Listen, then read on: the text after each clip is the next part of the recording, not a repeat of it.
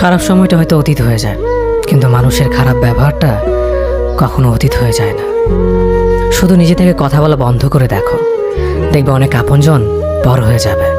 আসলে কেউ আপন হয় না। যারা তোমার ক্ষতি চায় তাদের আঘাত করবে না, তাদের সামনে একটু হাসি মুখে বাঁচবে।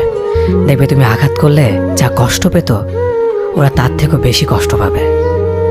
যত মিশবে ততই মানুষ চিনবে, অভিনয় যে কত প্রকার হয় তা বুঝতে পারবে।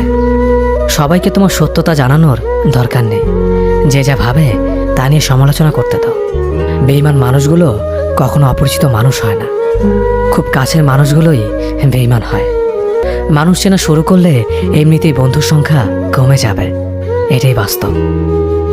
3টি কথা মনে রাখবেন: যে তোমাকে সাহায্য করে তাকে কখনো ভুলে যেও না, যে তোমাকে ভালোবাসে তাকে কখনো ঘৃণা করো না, যে তোমাকে বিশ্বাস করে তাকে কখনো ঠকিও না।